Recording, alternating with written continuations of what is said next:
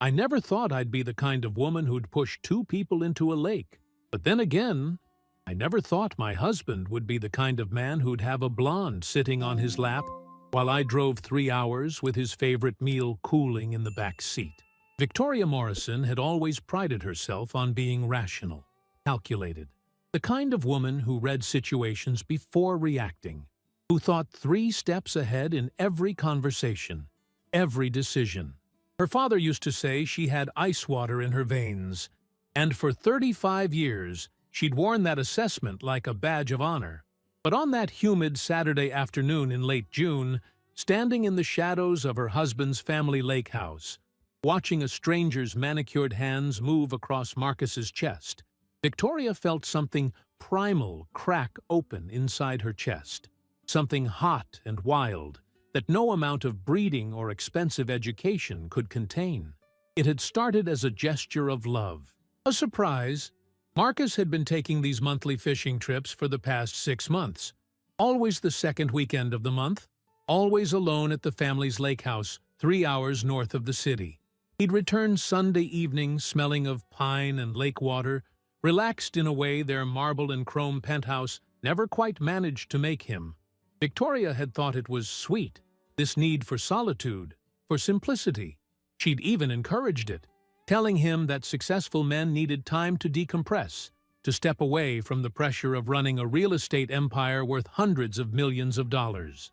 This weekend, though, she'd wanted to do something special.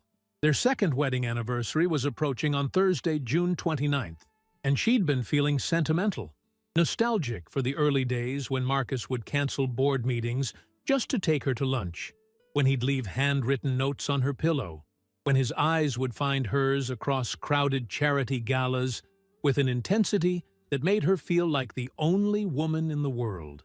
Lately, he'd been distant, distracted, always on his phone, always with one more meeting, one more conference call that couldn't wait.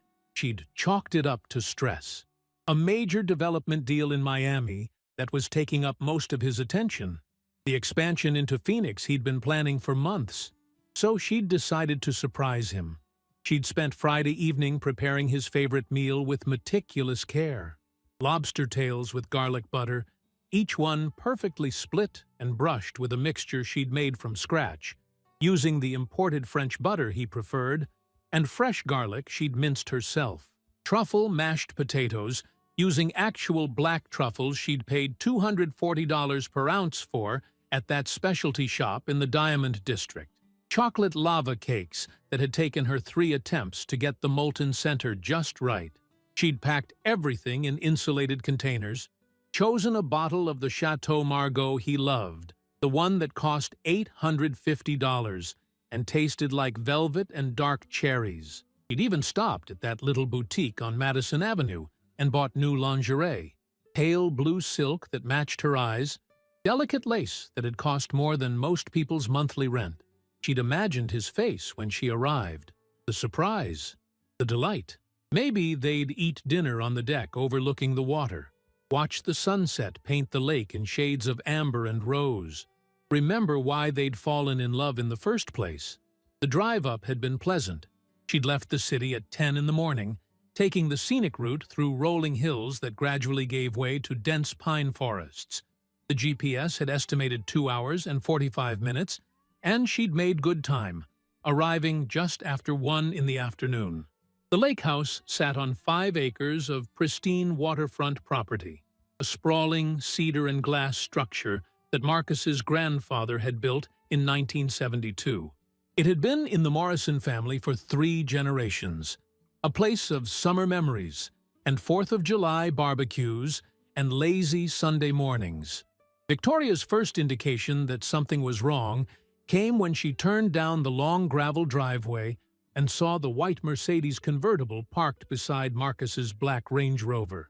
Her hands had tightened on the steering wheel of her silver Audi, her mind immediately racing through possibilities. Maybe one of his business partners had joined him, though that seemed unlikely. Marcus had always been adamant that these trips were solo affairs. Sacred, he'd called them. His 1 weekend a month to completely disconnect. She'd parked behind the Mercedes, noting the Florida plates, the designer sunglasses left on the dashboard, the Hermes scarf draped across the passenger seat. Expensive things. A woman's things. Her heart had started beating faster, a sick feeling blooming in her stomach that she'd tried to dismiss as paranoia. There had to be an explanation. Marcus wouldn't. He couldn't. They'd been married for 2 years, together for 3 before that. 5 years of her life, 5 years of trust and partnership and building a future together. She'd grabbed her purse, but left the food in the car. Some instinct told her to investigate first, to understand the situation before announcing her presence. The front door was unlocked, as it always was when Marcus was there. He used to joke that anyone who made it past the locked gate and 3-mile-long private road deserved whatever they could carry. The interior was exactly as she remembered. Vaulted ceilings with exposed beams, floor-to-ceiling windows overlooking the lake, furniture that managed to be both rustic and refined. Her mother-in-law Margaret's touch, elegant even in a vacation home. The house was quiet, too quiet. No sound of the television Marcus usually kept on for background noise. No music. She'd walked through the great room, past the stone fireplace that dominated one wall, through the kitchen where she and Margaret had spent countless summer afternoons making jam from wild blackberries picked on the property. Everything was neat, clean. 2 wine glasses sat in the sink, lipstick staining the rim of one, a bright coral shade. Victoria didn't wear coral. She preferred classic reds, subtle pinks, never coral. Her heels had clicked against the hardwood floors as she made her way toward the back of the house. The wall of windows facing the lake showed her the deck, the one that jutted out over the water, accessible by French doors from the master bedroom. And that's when she'd seen them. Marcus sat in one of the oversized Adirondack chairs, the ones painted deep green to blend with the surrounding pines. But he wasn't alone. A woman sat on his lap, facing him, her legs straddling his waist. She had platinum blonde hair that fell in perfect waves down her back, the kind of blonde that cost $500 every 6 weeks to maintain.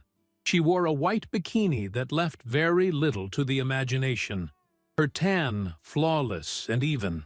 Marcus's hands were on her waist, his fingers spanning her rib cage, and as Victoria watched, frozen in the doorway of what had once been her favorite room in the house, the woman leaned down and kissed him.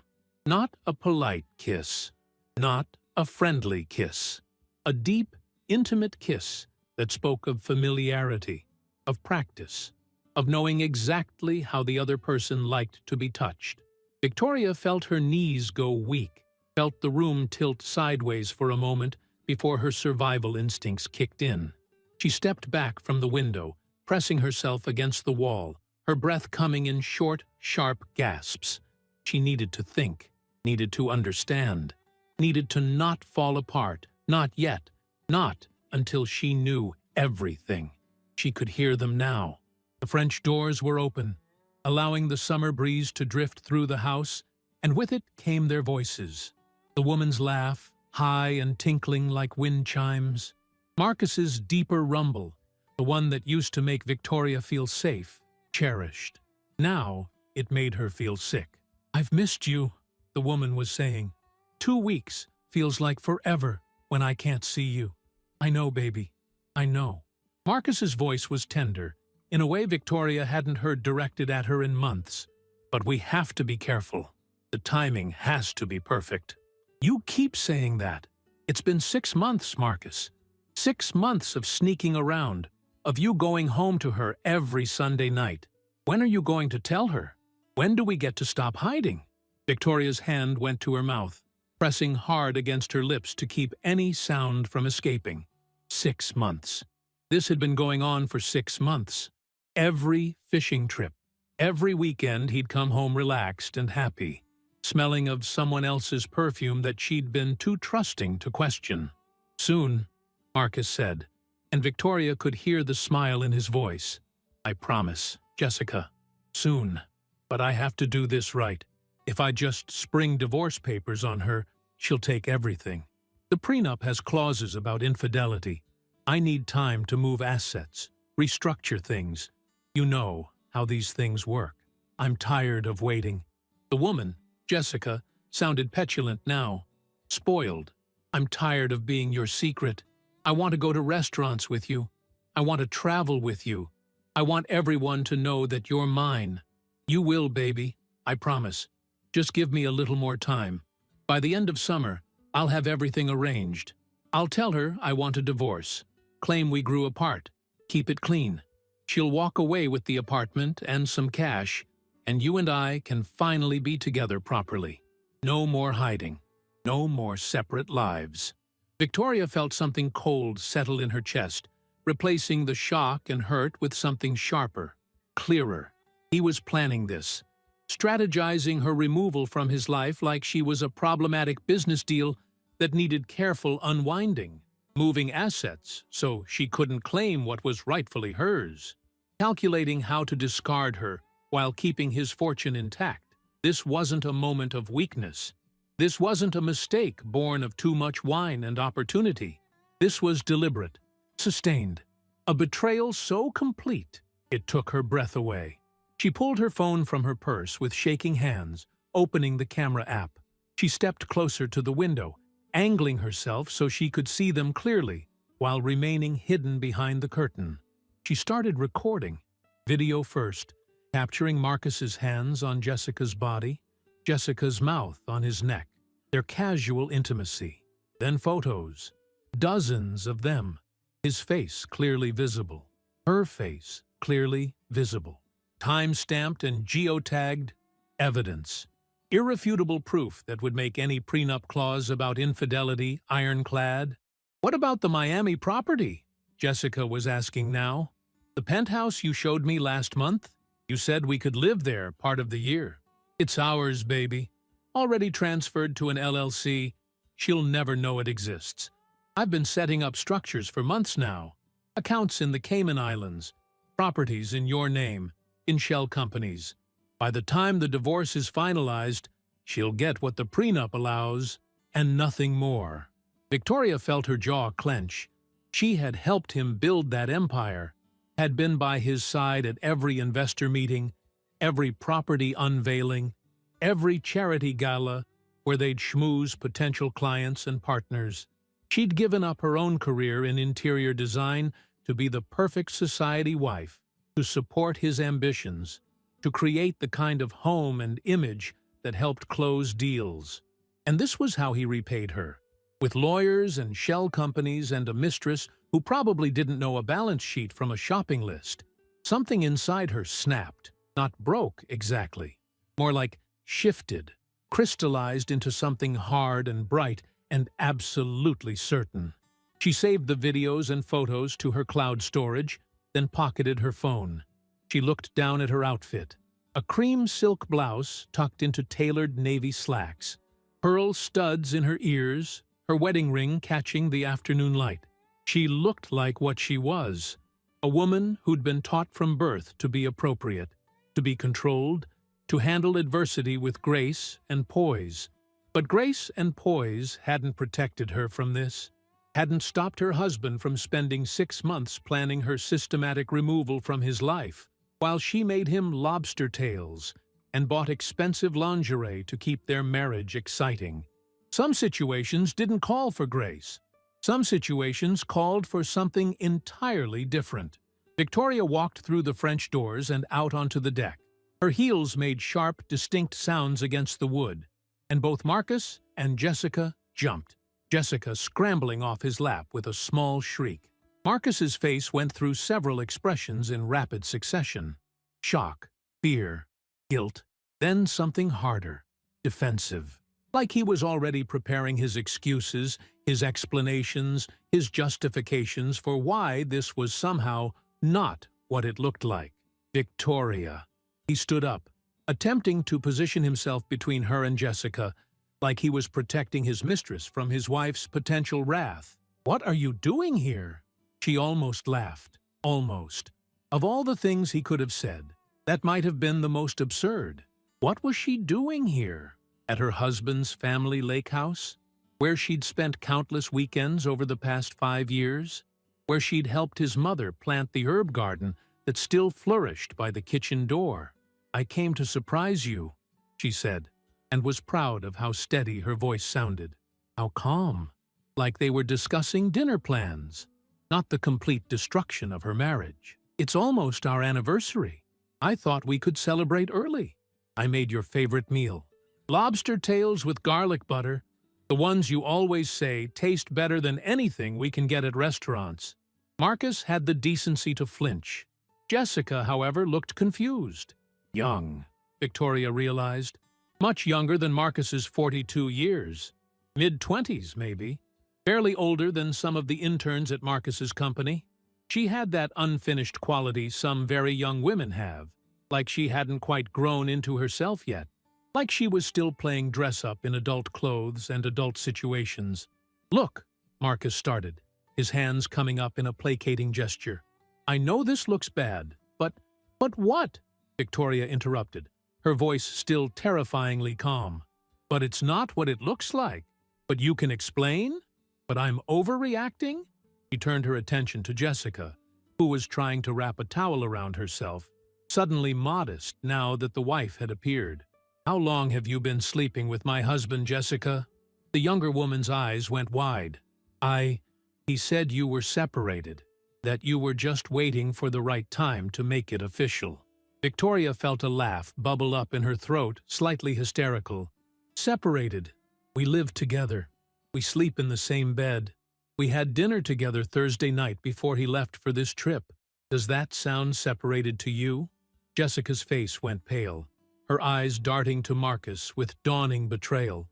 "You said—" "It doesn't matter what he said," Victoria cut her off. She looked at Marcus, really looked at him, and wondered when she'd stopped seeing him clearly. When had the man she'd married turned into this stranger? Or had he always been this person? And she'd just been too in love, too hopeful, too naive to notice? 6 months. That's how long this has been going on. Every fishing trip, every peaceful Sunday evening when you came home relaxed and happy, you were with her. "Victoria, let's talk about this inside, privately." Marcus took a step toward her, and she took a step back. Something in her expression must have warned him off, because he stopped, his hands still raised like she was a spooked horse that might bolt. "Why? So you can lie to me more? Explain how moving our assets into shell companies and offshore accounts is actually for our benefit? Tell me how planning our divorce without my knowledge is really you being considerate of my feelings?" His face hardened. There it was, the real Marcus, the one who appeared when business deals went south, when someone challenged him, when he didn't get his way. "You were listening. I heard enough." Victoria felt something building inside her. Not sadness, not even anger, really. Something cleaner than that, purer. A kind of clarity she'd never experienced before. "I heard you plotting with your mistress about how to divorce me, while keeping your fortune intact. I heard you discuss properties I didn't know existed. I heard you promise her a future while lying to my face every single day. If you'd just let me explain—" Marcus started, but Victoria was done listening. Done being reasonable. Done being the appropriate, well-bred woman who handled every crisis with a stiff upper lip and perfect posture. She moved faster than either of them expected. Years of yoga and Pilates had kept her strong, kept her flexible. She crossed the few feet between them in 2 quick strides, placed both hands on Marcus's chest, and pushed with every ounce of strength she possessed.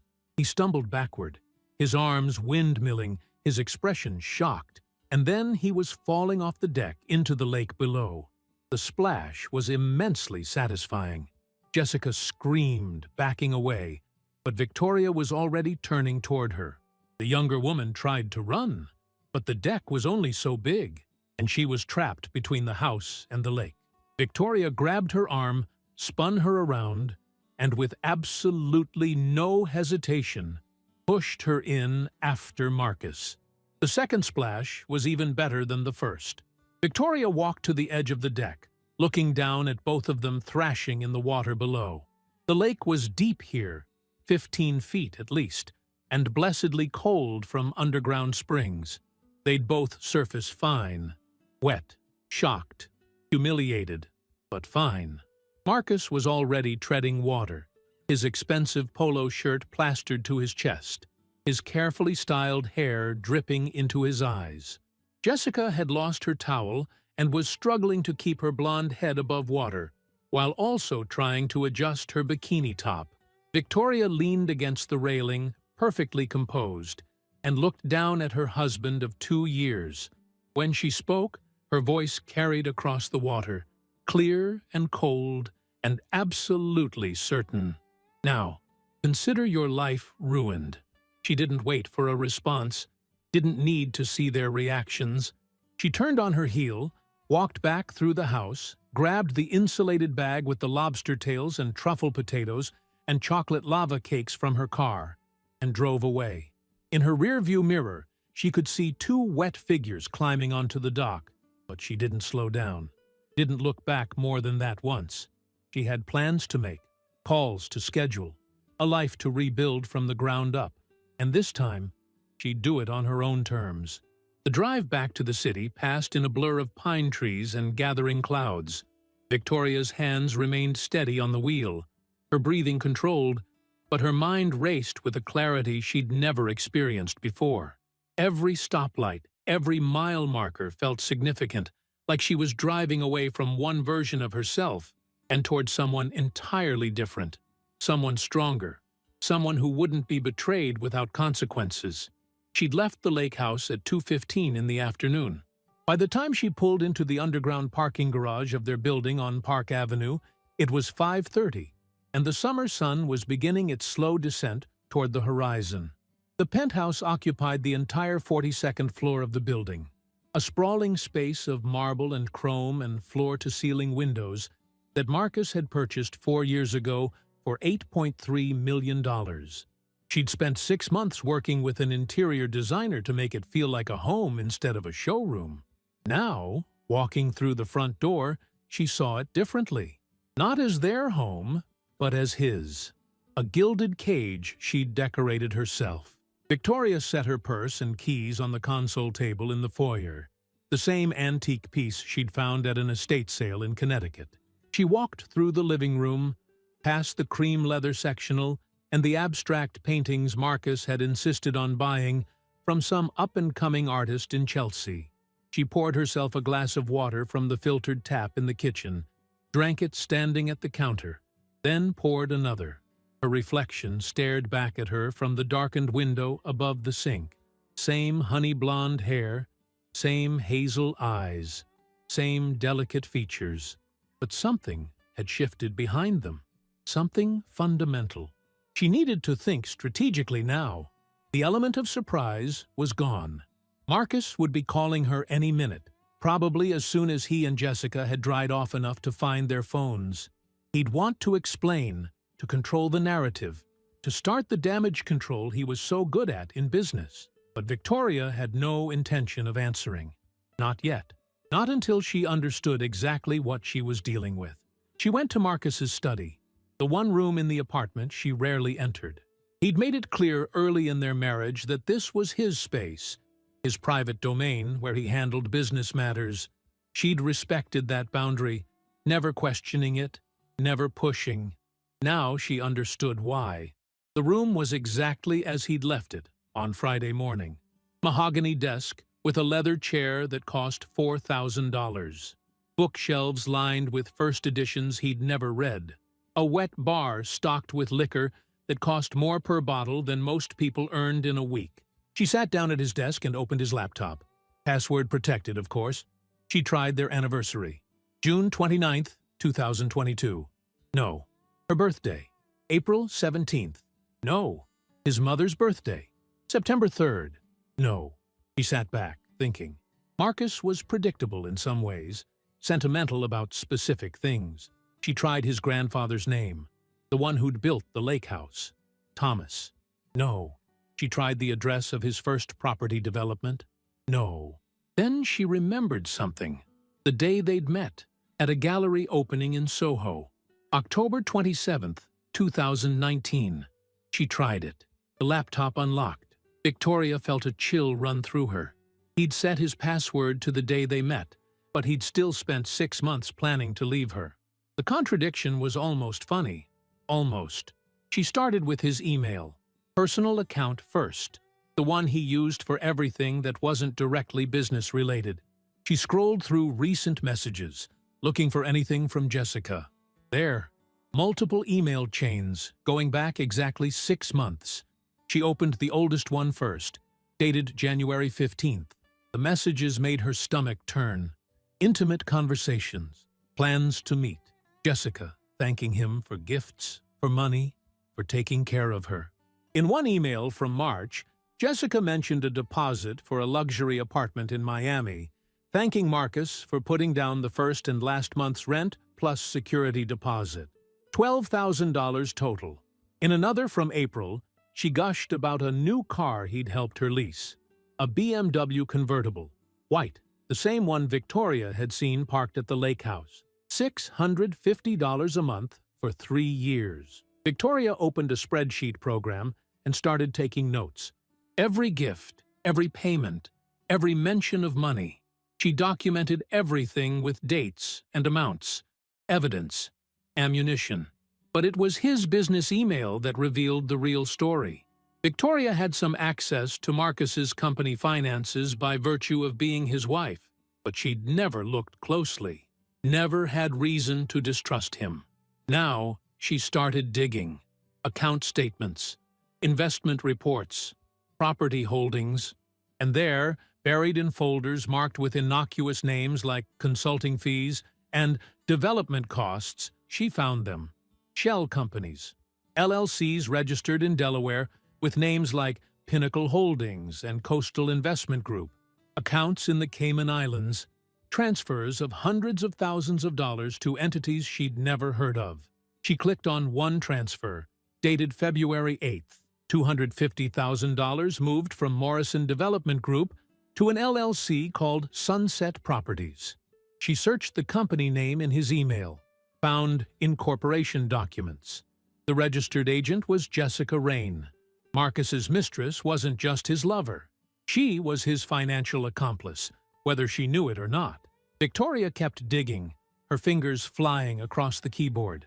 Another LLC, this one called Phoenix Rising Investments. Registered agent listed as a law firm in Arizona. She found property records attached in another email. A condominium in Scottsdale, purchased 8 months ago for $1.2 million. Paid in cash through Phoenix Rising Investments. She searched for more mentions of Phoenix in his emails, found conversations with a realtor named Sandra, discussing showings and viewings. And there, in an email from May, a photograph. Marcus and a different woman. This one, a redhead, standing in front of a modern high-rise building. The subject line read, "Our new place." Victoria sat back in the chair, her mind reeling. Jessica wasn't the only one. There were others. Multiple women in different cities, each one set up in an apartment, each one receiving monthly payments disguised as business expenses. She found another one in the Bahamas, another in Miami, separate from Jessica. Her husband wasn't just having an affair. He was running an empire of infidelity, funded by what she strongly suspected was money that didn't entirely belong to him. She dug deeper into the financial records, following a trail of transfers and investments that made less and less sense the more she examined them. Morrison Development Group had 12 major investors. She knew that much. Wealthy individuals and family trusts who'd put money into Marcus's real estate ventures, expecting returns when properties were developed and sold. But the numbers weren't adding up. Projects that should have cost $2 million were showing expenses of $3.5 million. Development budgets inflated by 20, sometimes 30%. And where was that extra money going? Into the shell companies, into offshore accounts, into maintaining a lifestyle of multiple mistresses and secret properties. Her phone buzzed. Marcus calling. She let it go to voicemail. It buzzed again immediately. Another call. Another voicemail. Text messages started flooding in. Victoria, please, let me explain. You can't just leave like that. We need to talk. I know you're upset, but you're not thinking clearly. Call me back. Now. She turned her phone face down and kept working. In a folder marked Legal, she found copies of their prenuptial agreement. She'd signed it before the wedding, barely reading it, trusting Marcus when he said it was standard, that it protected them both. Now, she read every word. The document was actually quite favorable to her in cases of infidelity. If Marcus was proven to have committed adultery, the prenup specified she'd receive 50% of all marital assets, including his share of Morrison Development Group, plus alimony of $35,000 per month for a period equal to half the length of the marriage. They'd been married 2 years, so that meant 1 year of alimony. But 50% of everything he'd accumulated during their marriage, that was substantial. Assuming, of course, that the assets still existed and weren't hidden in shell companies registered to mistresses and offshore tax havens. Victoria pulled out her own phone, ignoring the 17 missed calls and 23 text messages from Marcus. She opened her contacts and scrolled to a name she hadn't called in over a year. Daniel Hoffman. She'd met him at a charity gala 18 months ago, back when she'd been on the board of the Metropolitan Arts Foundation. He was a divorce attorney, one of the best in the city, known for his ruthless efficiency and his ability to find hidden assets. She'd chatted with him for perhaps 20 minutes that night, mostly about an exhibit of Renaissance paintings the foundation was sponsoring. He'd given her his card, made a joke about hoping she'd never need his services. She'd kept the card anyway, filed it away in her desk drawer. Now she typed out a text message. "Mr. Hoffman, this is Victoria Morrison. We met at the Met Gala last year. I need your help. It's urgent." The response came back in less than 2 minutes. "Mrs. Morrison, I remember you. My office, Monday morning, 8 o'clock. Bring any relevant documents you have access to. Don't communicate with your husband until we've spoken. Thank you. I'll be there." Victoria spent the next 3 hours methodically going through every file on Marcus's computer, every document she could access, downloading everything to a flash drive she found in his desk drawer. Financial statements, email chains, photos she found in a hidden folder on his desktop, pictures of him with at least 4 different women in various cities. She documented everything, organized it, labeled it. By the time she finished, it was nearly 9 at night, and she had a comprehensive picture of her husband's secret life. The scale of the deception was staggering. Not just the affairs, but the money. She estimated he'd moved at least $8 million out of legitimate business accounts and into his network of shell companies over the past 18 months. Money that belonged, at least in part, to his investors. Her phone rang again. Marcus. She finally answered. "Where the hell have you been?" His voice was tight with barely controlled anger. "I've been calling for hours." "I've been busy," Victoria said calmly. "Busy? You pushed me into a lake, pushed Jessica into a lake, and then just drove away. We need to talk about this, Victoria. You can't just what?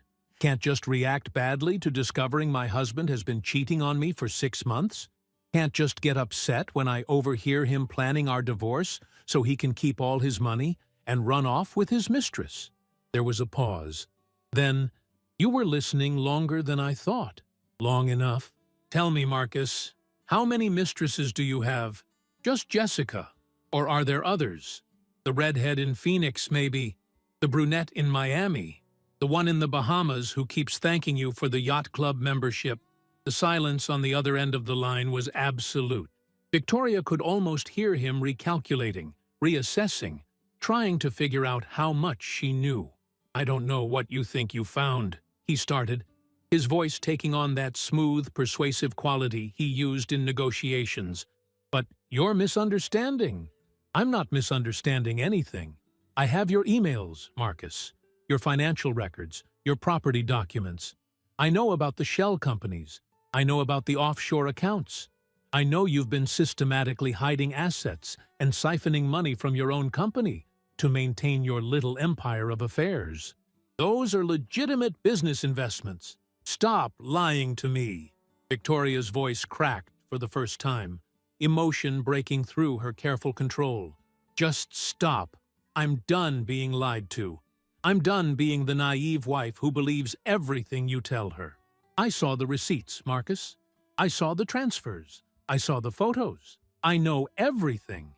Another pause. When he spoke again, his voice was different, harder. The businessman she'd seen across negotiating tables. "What do you want?" "I want a divorce. And I want what I'm entitled to under our prenuptial agreement." "Be reasonable, Victoria.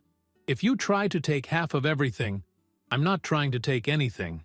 I'm taking exactly what the prenup says I get when you commit adultery, 50% of marital assets and $35,000 a month in alimony. That's what you agreed to when you signed that document. Those assets are tied up in business ventures. You can't just liquidate. That's your problem to solve, not mine.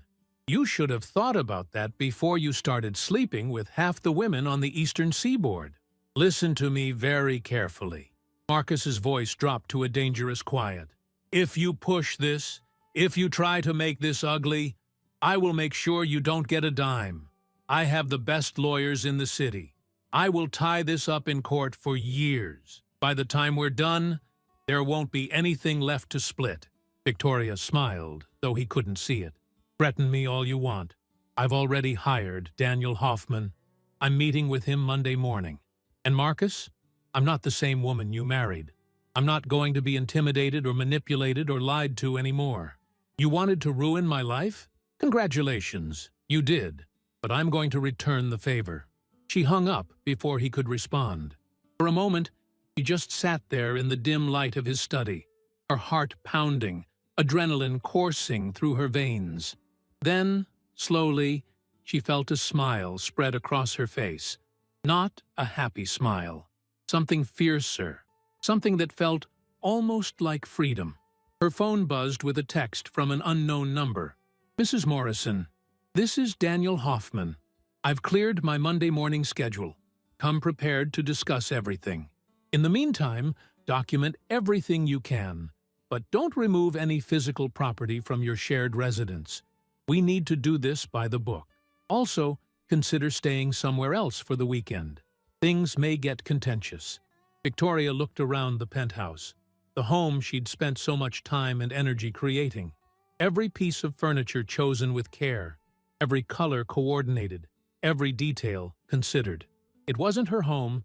It had never really been her home.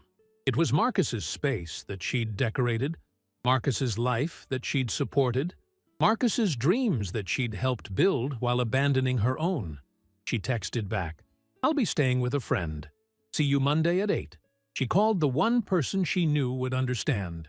Margaret Morrison, her mother-in-law. The phone rang 3 times before the older woman answered. "Victoria, darling, how lovely to hear from you. How was your surprise visit to the lake house?" Victoria took a breath. "Margaret, I need to tell you something, and I need you to hear me out before you respond." There was a pause. Then, in a quieter voice, "What happened?" "I drove up to the lake house today to surprise Marcus. When I got there, he was with another woman, a blonde named Jessica. They didn't know I was there, and I heard them talking. He's been having an affair for 6 months. And Margaret, that's not all. I've been going through his financial records. He's hiding millions of dollars in shell companies and offshore accounts. He's been taking money from his investors and using it to maintain multiple mistresses in different cities. It's not just infidelity. I think it might be fraud." The silence on the other end stretched for so long that Victoria thought the call had dropped. Then Margaret spoke, her voice carrying a weight of sadness that made Victoria's chest ache. "I was afraid of this." "You knew?" "Not specifically. But I've had my suspicions about Marcus for years. He's always been good at hiding things, even as a boy. His father was the same way. Charming on the surface, ruthless underneath. I'd hoped marriage would settle him, that having someone like you in his life would make him want to be better. I was wrong." Victoria felt tears prick her eyes for the first time since leaving the lake house. I'm filing for divorce. I've already contacted an attorney. Good. You deserve better than what my son has given you. And Victoria, whatever you need, I'm here. I mean that. He's my son, and I love him. But what he's done is inexcusable. You have my full support. Even if it means testifying against him, the attorney might need witnesses, especially if the financial fraud is as extensive as I think it is. Margaret's voice was steady, certain. Even then, some things are more important than family loyalty, integrity, honesty, decency. Marcus has violated all of them. He needs to face the consequences of his choices. Victoria closed her eyes, letting the relief wash over her. Thank you. I can't tell you how much that means. Where are you staying tonight? You shouldn't be in that apartment when he gets back. I was going to get a hotel. Nonsense. Come to my place. I have plenty of room and we can talk. Really talk. You shouldn't be alone right now. Victoria gathered what she needed. Toiletries, a change of clothes, her laptop, the flash drive with all of Marcus's files. She took the wedding photo from the mantel in the living room, the one of them on the steps of the courthouse where they'd gotten married. She'd thought it was romantic at the time, eloping on a Tuesday afternoon with just 2 witnesses pulled in from the street. Now she wondered if Marcus had rushed the wedding precisely so she wouldn't have time to think, to question, to see him clearly. She left her wedding ring on the kitchen counter, the platinum band with its 2-carat diamond catching the light from the recessed fixtures above. Then she walked out of the apartment and didn't look back. Margaret lived in a brownstone on the Upper East Side, a 3-story building that had been in the Morrison family for 4 generations. She answered the door herself, pulling Victoria into a tight hug before she'd even crossed the threshold. "Come in, sweetheart. I've made tea." They sat in Margaret's sitting room, a cozy space filled with antiques and family photographs, and Victoria told her everything, every detail of what she'd discovered, every conversation she'd overheard, every document she'd found. Margaret listened without interrupting, her face growing more grave with each revelation. When Victoria finished, Margaret set down her teacup with a decisive click. "Monday morning, after you meet with your attorney, I want you to call my accountant. His name is Robert Chen. He's forensic, specializes in tracking hidden assets and financial fraud. If Marcus has been stealing from his investors, Robert will find the proof. Won't that be expensive? Forensic accountants. I'll handle the cost. Consider it an early settlement from the divorce. Whatever Marcus has done, he did it using Morrison family resources, the reputation my late husband spent 50 years building. I won't let him destroy that legacy. And more importantly, I won't let him destroy you." Victoria felt something crack in her chest, the careful control she'd maintained all day finally breaking. She started to cry, not delicate tears, but deep, wrenching sobs that came from somewhere primal. Margaret moved to sit beside her, holding her while she cried, not offering empty platitudes or false comfort, just presence, just support. When the tears finally subsided, Victoria pulled back, wiping her eyes. "I'm sorry. I didn't mean to. Don't apologize for having feelings. You've been betrayed by someone you trusted completely. You're allowed to fall apart. Just make sure you put yourself back together stronger than before." Victoria managed a watery smile. "That's the plan." "Good. Now, tomorrow is Sunday. We're going to have a proper breakfast. And then we're going to make a list. Everything you need to do, everyone you need to contact, every piece of evidence you need to gather. We're going to approach this systematically, strategically. Marcus thinks he's the smartest person in every room. We're going to show him he's wrong." That night, lying in the guest room of Margaret's brownstone, Victoria stared at the ceiling and thought about the woman she'd been that morning. The one who'd carefully prepared lobster tails and truffle mashed potatoes, who'd bought expensive lingerie, who'd driven 3 hours to surprise her husband with romantic gestures. That woman felt like a stranger now, someone naive and trusting and ultimately dispensable in Marcus's calculation of his own happiness. But the woman she was becoming, the The one who'd pushed two people into a lake and then spent the evening documenting evidence of financial fraud? The one who'd hired the best divorce attorney in the city and secured the support of her mother-in-law? That woman was someone new, someone Victoria was just starting to understand, someone who wouldn't be destroyed by betrayal, but forged by it into something harder, something unbreakable. Her phone buzzed with another text from Marcus. She didn't even read it, just turned the phone off completely and closed her eyes. Monday was coming, and with it, the real battle would begin. But for now, in this quiet room in this safe house, Victoria allowed herself to rest, to gather her strength, to prepare for war, because that's what this would be, not a divorce, a war. And Victoria Morrison intended to win. Sunday morning arrived with pale sunlight filtering through the gauze curtains of Margaret's guest room. Victoria woke at 6:30, her body conditioned by years of early morning yoga classes and breakfast meetings with charity boards. For a moment, she forgot where she was, forgot what had happened. Then reality crashed back in with the weight of 1,000 betrayals, and she had to take several deep breaths to keep the panic at bay. She found Margaret already awake in the kitchen, wearing a silk robe and reading the Sunday Times with a cup of coffee at her elbow. The older woman looked up when Victoria entered, her sharp blue eyes assessing, cataloging the shadows under Victoria's eyes, the tension in her shoulders. "Did you sleep at all?" Margaret asked, setting down the paper. "A few hours. Enough." Victoria poured herself coffee from the French press on the counter, adding cream the way she liked it. The normalcy of the gesture felt surreal. "Sit. I'm making omelets. You need to eat."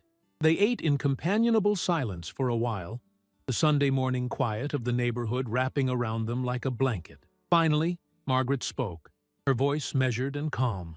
"I called Robert last night, my forensic accountant. He's agreed to look at whatever you found, pro bono if necessary. He said he can start as early as Tuesday." Victoria looked up, surprised. "That's incredibly generous. Robert owes me several favors, and besides, if Marcus has been defrauding investors, this is bigger than just your divorce. This is criminal activity that could implicate the entire Morrison Development Group. I have a fiduciary responsibility to the company my husband built. I won't let Marcus destroy it with his greed and stupidity." After breakfast, they spent 3 hours in Margaret's study, going through everything Victoria had downloaded from Marcus's computer. Margaret proved to have a sharper mind for business than Victoria had ever realized. She spotted inconsistencies in the financial reports, questioned transfers that made no sense, identified patterns of behavior that suggested systematic theft rather than isolated incidents. "Look here," Margaret said, pointing to a spreadsheet showing development costs for a property in Brooklyn. "This project was budgeted at $3.2 million, but the actual expenses show $5.1 million. Where did that extra $1.9 million go?" Victoria pulled up another file, cross-referencing the dates. "Into an LLC called Harbor View Properties, registered in Delaware, registered agent listed as a law firm I've never heard of.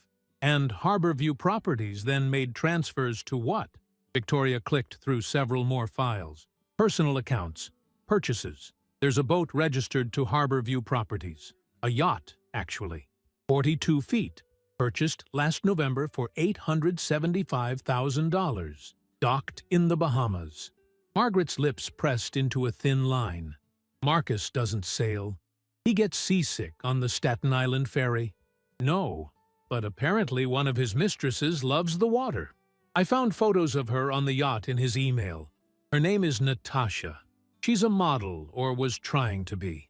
He's been paying for her apartment in Nassau, her living expenses, everything." Oh, they worked through the afternoon, building a comprehensive picture of Marcus's activities. The more they uncovered, the worse it became.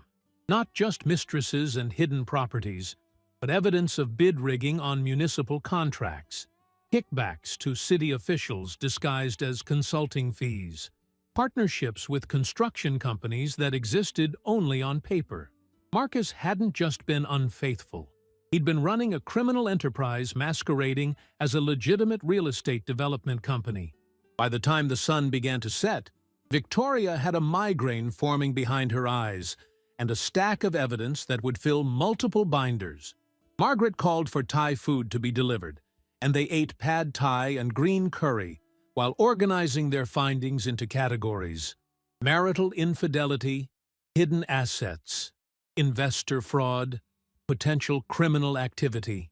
"This is going to destroy him," Margaret said quietly, looking at the organized piles of documents on her dining room table.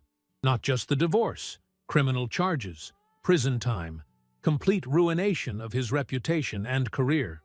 Victoria felt a flicker of something that might have been guilt, but she pushed it down. "He destroyed our marriage. He stole from people who trusted him. He planned to divorce me while keeping everything he'd hidden. I didn't do this to him, Margaret. He did it to himself. I know. And he deserves whatever's coming." Margaret reached across the table and squeezed Victoria's hand. "I just want you to be prepared for how ugly this is going to get. Marcus won't go down quietly. He'll fight. He'll lie. He'll try to turn people against you. You need to be ready for that." "I am ready. I have to be." That night, Victoria took a long bath in Margaret's guest bathroom, letting the hot water ease the tension from her muscles. She thought about the past 2 years of her marriage, examining memories through this new lens of understanding. How many business trips had been affairs? How many late nights at the office had been spent with other women? How many times had he kissed her goodbye and then driven straight to someone else?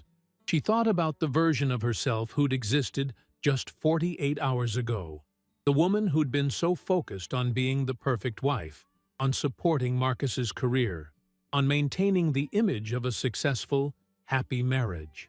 That woman had ignored small warning signs, dismissed her own instincts, convinced herself that everything was fine even when it clearly wasn't. She'd made herself smaller to fit into Marcus's life, had given up her own dreams and ambitions to be what he needed. Never again. Victoria got out of the bath, dried off, and looked at herself in the mirror. Same face, same body, but different eyes. Harder eyes. Eyes that had seen betrayal and survived it. Eyes that were planning retribution with cold calculation. Her phone, which she'd finally turned back on, showed 43 missed calls from Marcus and 67 text messages. She scrolled through them, watching his strategy evolve. The first messages were angry, demanding she call him back. Then they became pleading, apologetic, promising he could explain everything. Then angry again, accusing her of overreacting, of being irrational. Finally, they turned threatening. Warnings about what would happen if she didn't stop this nonsense. Reminders that he had powerful friends. Suggestions that she was making a terrible mistake. She deleted all of them without responding. Monday morning arrived cold and gray, storm clouds gathering over the city. Victoria dressed carefully in a navy suit she'd bought for a museum fundraiser last year, paired with pearl earrings and sensible heels. She looked at herself in the mirror and saw exactly what she wanted to project. Competent, controlled, professional. A woman who meant business. Daniel Hoffman's office was in Midtown, on the 37th floor of a gleaming glass tower. The reception area was all expensive leather and abstract art, designed to intimidate and impress in equal measure. Victoria gave her name to the receptionist, a polished woman in her 50s who smiled with practiced warmth. "Mr. Hoffman is expecting you. Conference room 2 down the hall on your left." Daniel Hoffman was 62 years old with silver hair, and the kind of presence that dominated a room without effort. He stood when Victoria entered, extending his hand with a firm grip. "Mrs. Morrison, thank you for coming. Please, sit. Can I get you coffee? Water? Water, please." He poured from a crystal pitcher on the sideboard, then settled into the chair across from her. Between them stretched a polished conference table large enough to seat 12. He opened a leather portfolio and clicked his pen with practiced efficiency. Before we begin, I need to be clear about a few things. Everything you tell me is privileged, protected by attorney-client confidentiality. I've handled hundreds of divorces, many of them high-net-worth situations like yours.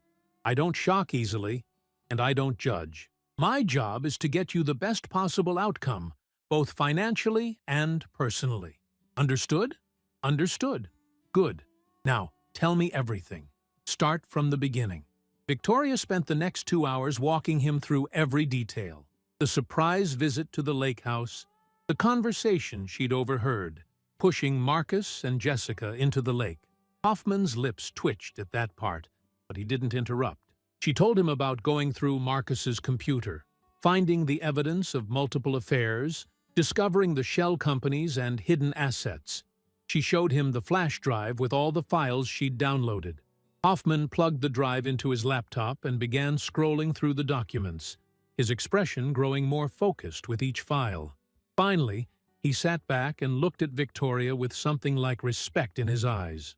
"This is exceptional work, Mrs. Morrison. Most clients come to me with suspicions and maybe a few receipts. You've built a comprehensive case. The prenuptial agreement you signed is very favorable to you in cases of infidelity. And with this evidence, proving adultery will be straightforward. What about the hidden assets? Can he claim those aren't marital property? He can try, but it won't work. Assets acquired during the marriage, regardless of whose name they're in, are generally considered marital property in New York. The fact that he tried to hide them actually works in your favor. It demonstrates intent to defraud you of your rightful share. And the investor fraud? The money he's been taking from the company?" Hoffman leaned forward, his expression serious. "That's a separate matter, and it complicates things. If there's evidence of criminal activity, we may need to involve law enforcement. That could freeze assets, delay the divorce proceedings, create a media circus. Are you prepared for that?"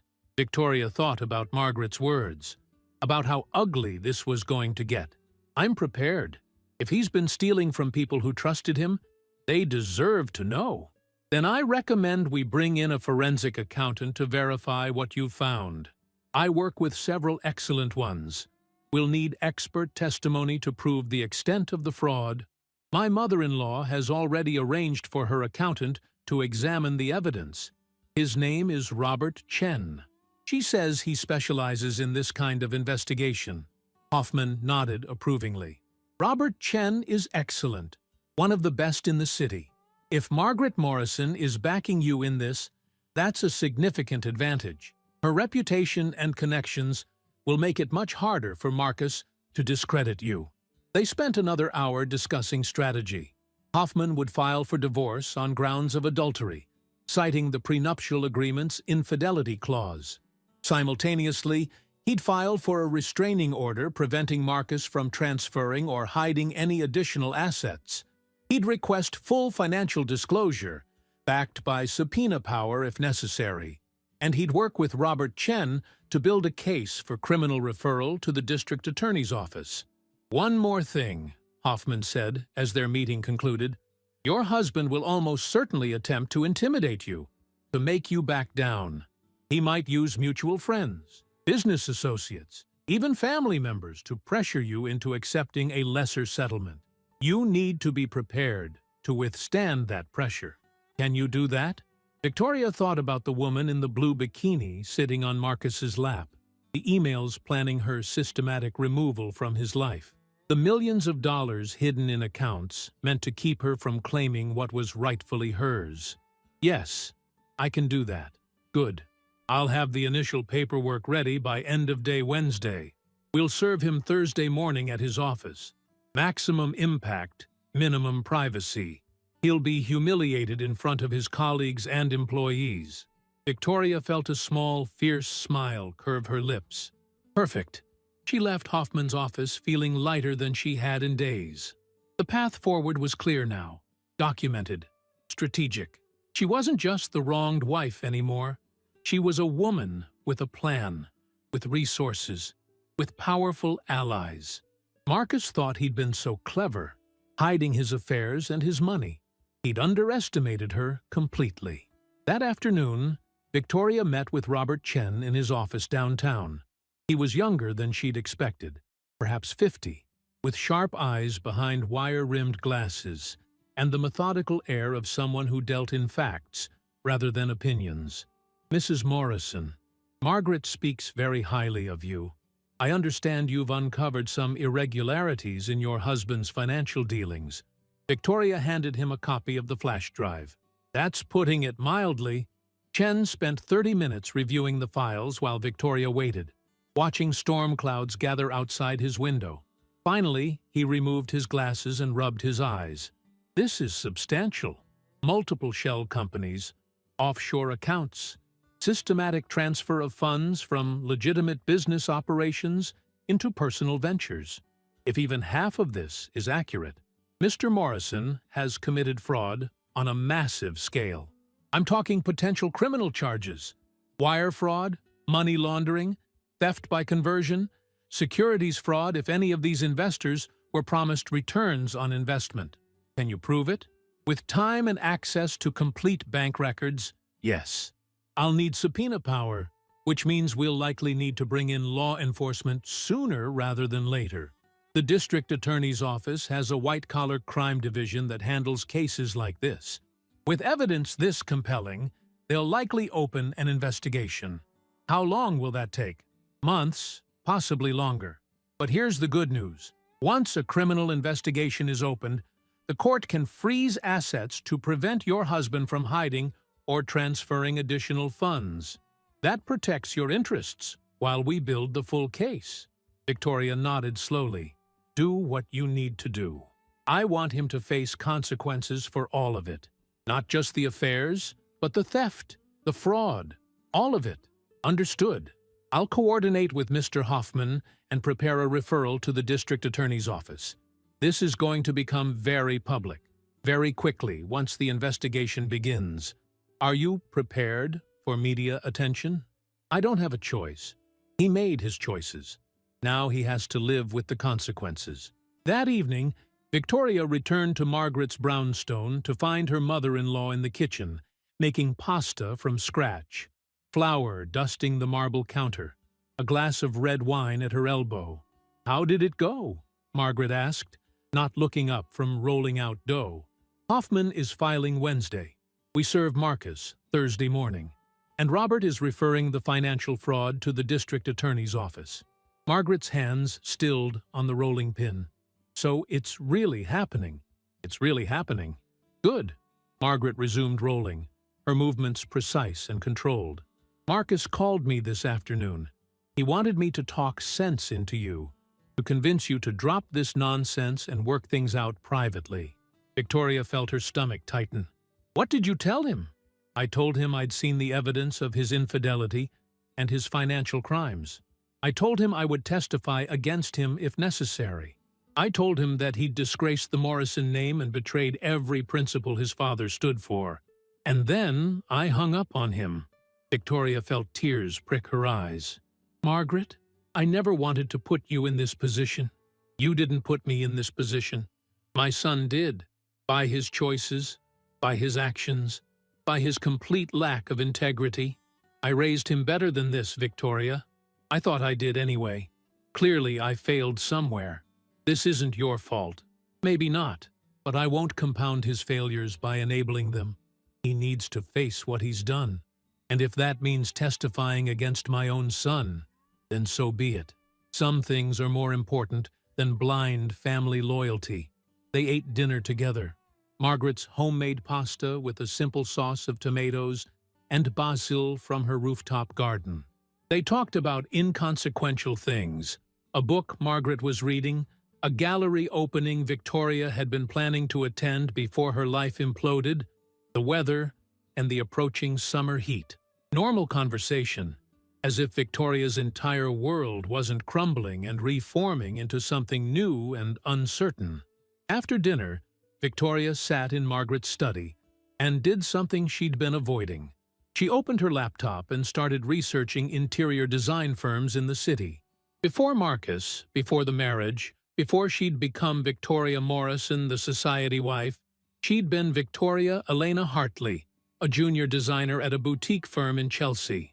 She'd loved that work, loved transforming spaces, loved the creative problem-solving, and the satisfaction of seeing a vision become reality.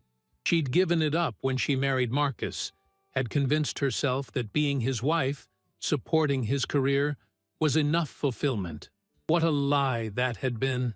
She found her old portfolio buried in a cloud storage account she hadn't accessed in 3 years. Looking at her previous work, she felt a pang of loss for the person she'd been. Ambitious, creative, independent. That woman had disappeared gradually, piece by piece, until Victoria barely recognized herself anymore. But maybe that woman wasn't gone. Maybe she'd just been dormant, waiting for the right moment to emerge again. Victoria created a new document and started writing. A business plan for her own interior design firm. She had the settlement money coming from the divorce, assuming Hoffman could deliver on his promises. She had contacts from her years of charity work, relationships with wealthy families who renovated homes the way other people changed clothes. She had Margaret's support and connections. She had everything she needed except courage. No, she had courage too. She'd found it on the deck of that lake house, had felt it solidify when she pushed Marcus into the water. That moment of rebellion, of refusing to accept betrayal quietly, had unlocked something in her, a certainty that she deserved better, that she was capable of more. She worked late into the night, crafting her vision. A small firm, maybe 3 or 4 employees to start, focused on high-end residential projects, the kind that required creativity and attention to detail. She'd call it Hartley Designs, reclaiming her maiden name, her identity separate from Marcus. She researched office space, equipment costs, insurance requirements. She made lists and timelines and projections. Around midnight, Margaret appeared in the doorway with 2 cups of chamomile tea. "You should sleep," the older woman said, setting a cup beside Victoria's laptop. "I will. Soon. I just needed to do this. To plan something forward-looking instead of dwelling on everything that's fallen apart." Margaret peered at the laptop screen. "Starting your own firm? That's ambitious. Is it crazy? Starting a business in the middle of a divorce? No. It's exactly what you should be doing.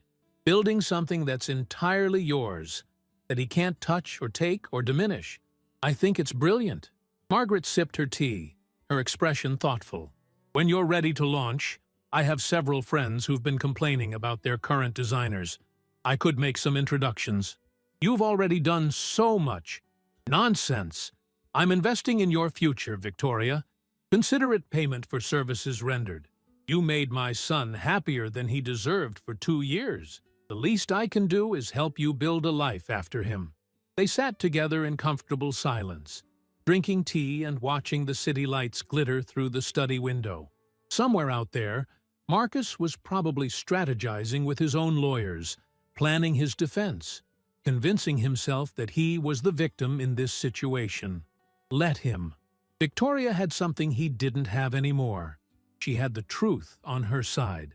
She had evidence and allies, and a growing determination to not just survive this, but to thrive. Wednesday afternoon, Hoffman called to confirm the papers were ready. Thursday morning, at 9 o'clock sharp, a process server would arrive at Morrison Development Group's headquarters on 5th Avenue and serve Marcus with divorce papers and a restraining order on his assets. Hoffman had also arranged for copies to be sent to Marcus's business partners, a legal requirement for partnerships, but also a strategic move that would ensure everyone knew what was happening. "He's going to lose his mind," Hoffman said, and Victoria could hear the satisfaction in his voice, especially when he realizes we've frozen his ability to move money. "Good," Victoria said simply. That night, she barely slept. Tomorrow, everything would become real. Tomorrow, there would be no going back, no pretending, no possibility of reconciliation. Tomorrow, Marcus would understand that she wasn't backing down, wasn't going to be intimidated, wasn't going to quietly accept betrayal. She lay in the dark of Margaret's guest room and thought about the woman she'd been just 5 days ago. That woman felt like a stranger now, someone weak and blind, and far too willing to accept less than she deserved. The woman she was becoming, though, was someone else entirely.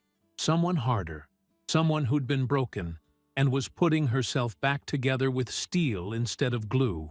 Marcus had wanted a divorce, had spent 6 months planning how to discard her while keeping his fortune intact.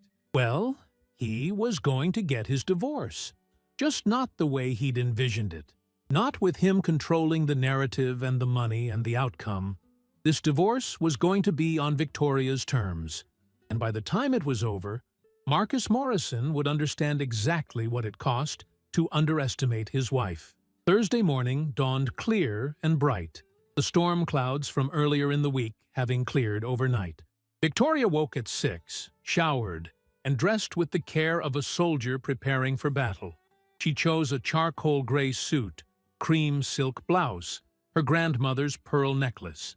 In the mirror, she looked polished, professional, unshakable. Exactly the image she wanted to project. Margaret was already in the kitchen, coffee brewing, the morning paper spread across the counter. She looked up when Victoria entered, assessed her with those sharp blue eyes. "Ready?" Margaret asked simply. "Ready." They drank coffee in silence, both women understanding that today marked a point of no return. At 8:45, Victoria's phone rang. Hoffman's office. "Mrs. Morrison, the process server is in position. He'll approach Mr. Morrison at 9 o'clock as he arrives at his office. Are you somewhere safe?" "I'm at my mother-in-law's home. I'm fine." "Good. I'll call you after service is complete. In the meantime, I've sent copies of the filing to the business partners as required. Expect reaction from them as well." Victoria hung up and stared at her phone, watching the minutes tick by. 9 o'clock, 9:03, 9:07. Finally, at 9:12, Hoffman called back. "It's done. He's been served." The process server said Mr. Morrison was entering the building with 2 colleagues when he was approached. He tried to refuse the papers initially, but service was completed. "I expect you'll be hearing from him shortly." "Thank you, Daniel." She didn't have to wait long. At 9:17, her phone exploded with calls. Marcus, over and over. She let them all go to voicemail. Then calls from numbers she didn't recognize. His business partners, probably, or his lawyers. She ignored those too. Text messages flooded in, Marcus's messages growing increasingly frantic and angry. "What the hell have you done?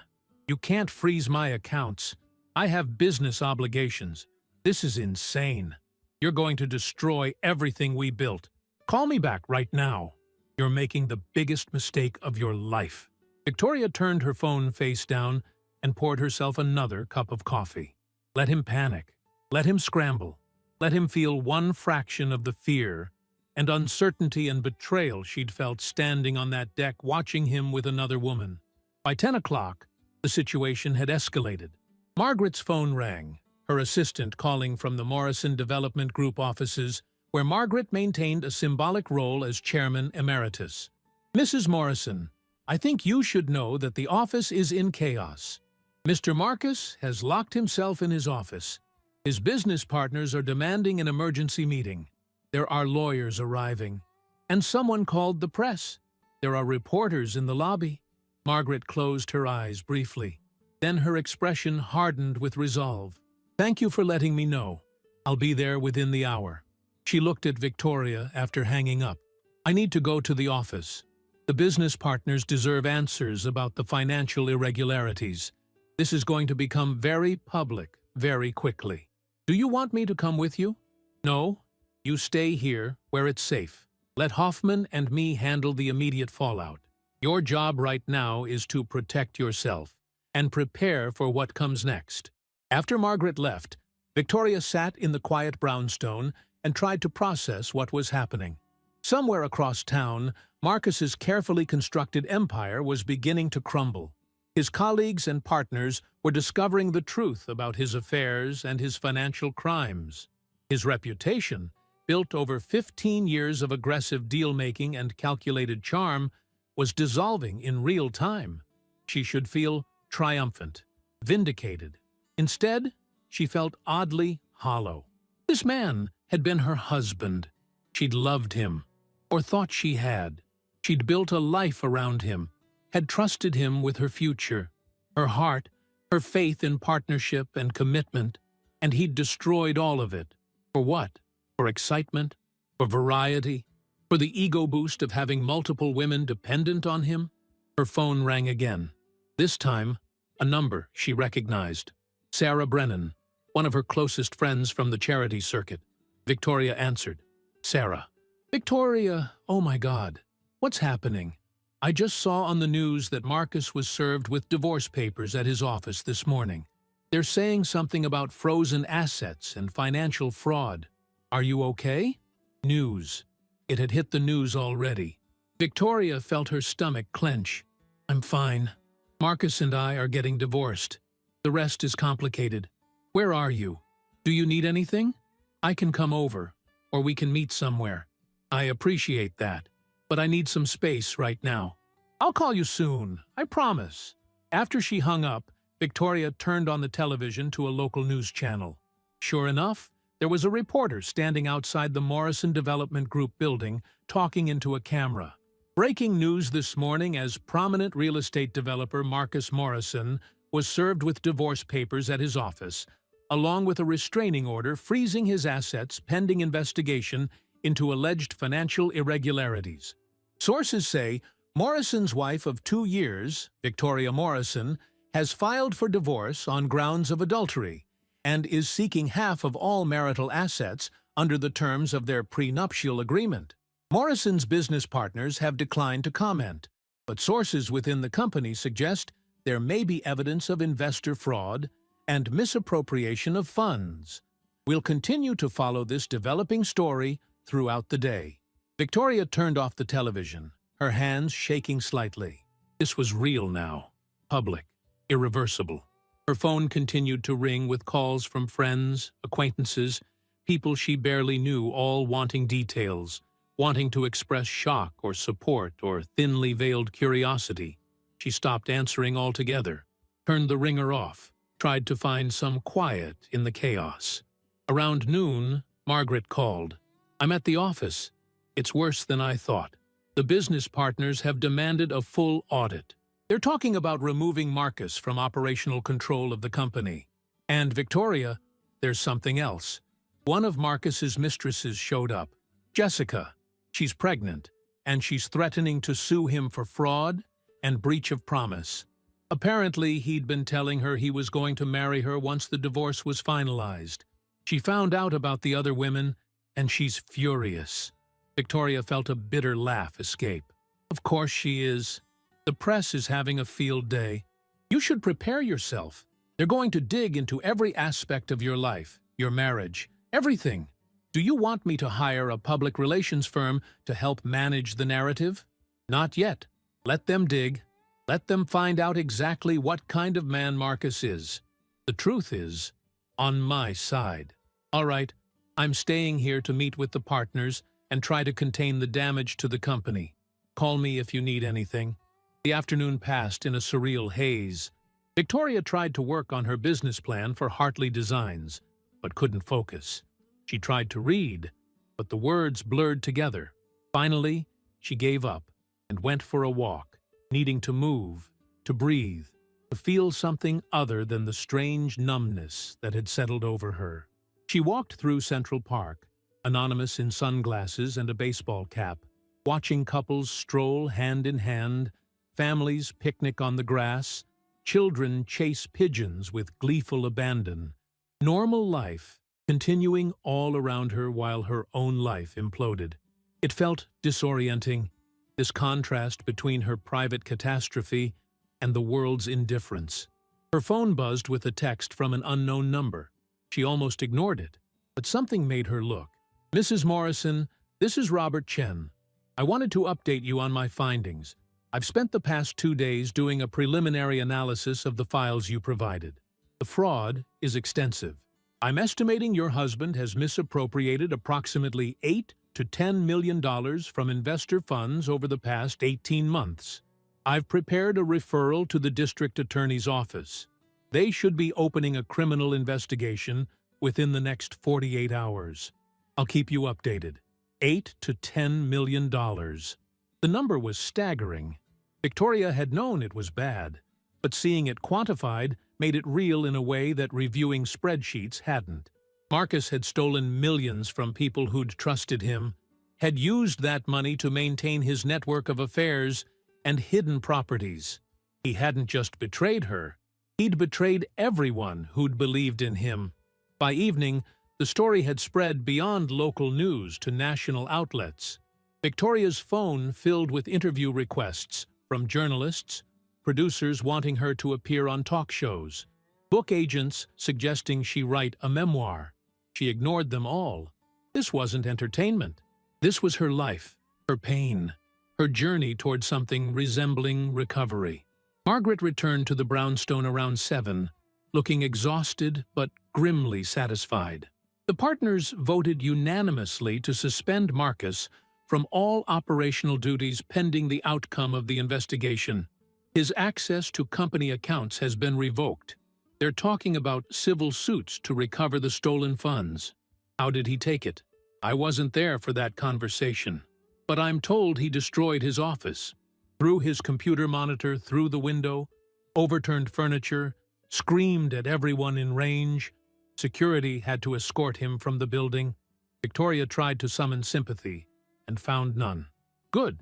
They ordered dinner from a nearby Italian restaurant, neither of them having the energy to cook. Over pasta and wine, Margaret told her about the emergency board meeting, the lawyers descending on the office like vultures, the reporters camped outside hoping for statements.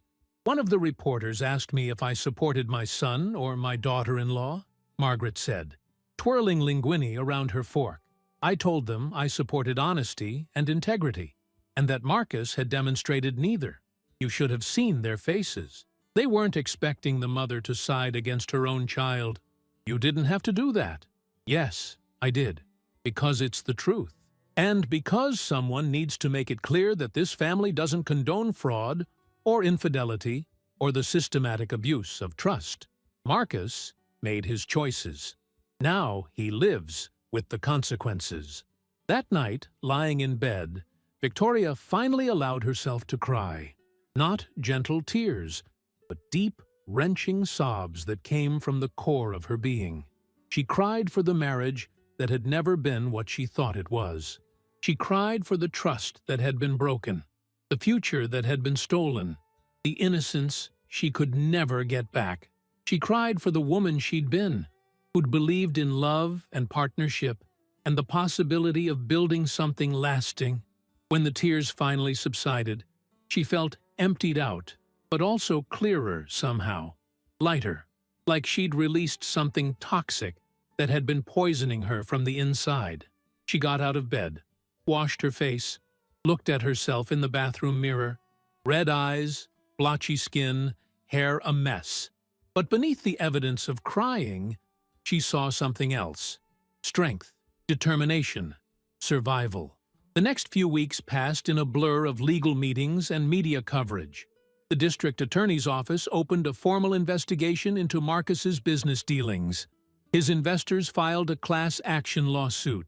Jessica, the pregnant mistress, filed her own suit for fraud and emotional distress.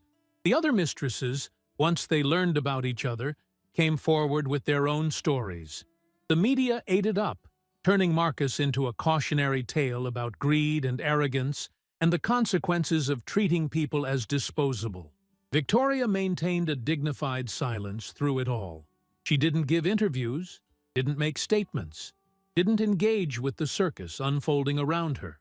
She let her lawyers speak for her, let the evidence speak for itself. Instead, she focused on building something new. She registered Hartley Designs as an LLC, rented a small office space in the Flatiron District, hired a recent graduate from Parsons School of Design as her first employee. Margaret made good on her promise to provide introductions, And Victoria found herself meeting with wealthy families interested in renovating brownstones, updating penthouses, transforming vacation homes into showcases. Her first major project came from an unexpected source. One of Marcus's former business partners, a developer named Thomas Ashford, approached her with a proposition. He'd acquired a historic hotel in Brooklyn that needed complete renovation, and he wanted someone with vision to handle the interior design. "I know this might be awkward," Thomas said when they met at a coffee shop in Park Slope, "given everything that's happening with Marcus, but I've seen your portfolio, and I've heard from Margaret about your talent and work ethic. I need someone who can transform this property into something special. Are you interested?" Victoria looked at the plans he spread across the table. A 6-story building from 1923. Beautiful bones, but decades of neglect. It would be an enormous undertaking, months of work, a budget in the millions. It would also be exactly the kind of high-profile project that could establish her firm as serious and capable. "I'm very interested," she said. They spent 2 hours discussing his vision, her ideas, the timeline, and budget. By the time they finished, Victoria had her first major contract, $2.4 million for complete interior design and renovation of the Parkside Hotel. It was terrifying and exhilarating in equal measure. She threw herself into the work with an intensity that surprised her. 16-hour days became normal. She sketched designs, sourced materials, met with contractors, oversaw every detail personally. The work was exhausting, but also deeply satisfying. She was building something real, creating something beautiful, using skills she'd almost forgotten she possessed. Meanwhile, the legal proceedings against Marcus ground forward with inexorable momentum. The district attorney's office built their case methodically, interviewing investors, examining financial records, tracing the flow of money through shell companies and offshore accounts. The evidence was overwhelming. In late August, exactly 2 months after Victoria had served him with divorce papers, Marcus was indicted on 14 counts including wire fraud, money laundering, securities fraud, and theft by conversion. The arraignment was a media spectacle. Victoria didn't attend, but she watched the news coverage from her new office. Marcus, in an expensive suit that couldn't hide how much weight he'd lost, pleading not guilty to all charges. His lawyer, a high-priced defense attorney named Jonathan Reeves, making statements about how his client was innocent, how this was a witch hunt motivated by a vindictive ex-wife. Hoffman called her immediately after. "Don't let that garbage get to you. Reeves is desperate. The evidence against Marcus is airtight. This is just posturing for the press." "I know. It still feels surreal, though. Watching the man I married being led into a courthouse in handcuffs. He did this to himself, Victoria. Every choice that led to this moment was his choice. You're just the one who had the courage to hold him accountable." The divorce proceedings moved in parallel with the criminal case. Marcus's lawyers tried every tactic to delay, to negotiate, to reduce the settlement Victoria was entitled to under the prenuptial agreement. But with the criminal charges pending and Margaret testifying to the extent of Marcus's deception, the judge had little patience for stalling tactics. In September, 3 months after Victoria had pushed her husband into a lake, she sat in a courtroom and listened to the judge read the terms of her divorce settlement. $16 million in liquid assets and property, including the brownstone she and Marcus had shared, and 2 investment properties in Manhattan. Alimony of $35,000 per month for 12 months, paid from a trust established before Marcus's other assets were frozen. Full dissolution of the marriage, effective immediately. She signed the papers with steady hands, barely glancing at Marcus across the courtroom. He looked diminished somehow, smaller than he'd been. His lawyer had advised him to accept the settlement rather than fight it, to minimize the damage and preserve what assets he could for his criminal defense. He'd agreed because he had no choice. Outside the courthouse, reporters swarmed, shouting questions. Victoria ignored them, climbing into the car Margaret had sent for her. As they pulled away from the curb, she looked back at the courthouse steps where Marcus stood with his lawyers, looking lost and bewildered. She felt nothing. No satisfaction, no anger, no sadness. Just a vast sense of relief that this chapter was finally, officially closed. The criminal trial was scheduled for November. The district attorney's office had built an airtight case with testimony from investors, forensic accounting reports from Robert Chen, evidence of the systematic fraud Marcus had perpetrated.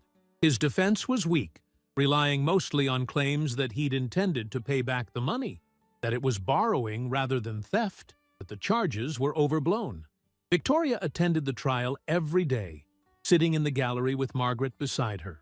She listened to investor after investor describe how they'd trusted Marcus, how he'd promised them returns on their investments, how he'd diverted their money into his personal ventures. She listened to Robert Chen explain in painstaking detail the network of shell companies and offshore accounts, the millions of dollars that had disappeared from legitimate business operations. And she listened when Margaret took the stand, her mother-in-law's voice steady and clear, as she testified about her son's character, his pattern of deception, his willingness to betray anyone who stood in the way of what he wanted. The courtroom was silent as Margaret spoke, everyone understanding the weight of a mother testifying against her own child. "Do you believe your son is guilty of the crimes he's accused of?" the prosecutor asked. Margaret looked directly at Marcus, her expression sorrowful but resolute. "Yes, I believe he committed fraud. I believe he stole from people who trusted him. And I believe he needs to face the consequences of those actions. Not because I don't love him, but because I do. Because sometimes the greatest act of love is refusing to enable someone's self-destruction." The jury deliberated for less than 6 hours. Guilty on all 14 counts. Sentencing came 2 weeks later. The judge, a stern woman in her 60s named Catherine Wu, looked at Marcus with something like contempt as she delivered her ruling. "Mr. Morrison, you have been found guilty of defrauding investors of over $8 million, money that you used to fund a lifestyle of infidelity and deception. You betrayed the trust of your business partners, your investors, and your family. You showed no remorse, no acceptance of responsibility, no understanding of the harm you caused to others. This court sentences you to 8 years in federal prison, followed by 3 years of supervised release. You are also ordered to pay full restitution to your victims in the amount of $8.2 million, plus interest and legal fees. May you use your time in prison to reflect on the choices that brought you here." Victoria sat in the courtroom and watched as Marcus was led away in handcuffs. He didn't look at her, didn't look at Margaret, didn't look at anyone. His shoulders were hunched, his face blank with shock. 8 years. He'd be 50 when he got out, assuming he served the full sentence. His empire destroyed, his reputation in ruins, his freedom gone. She waited for the satisfaction to come, the sense of vindication, the feeling that justice had been served. Instead, she felt only a deep weariness and a desire to move forward, to leave this entire nightmare behind.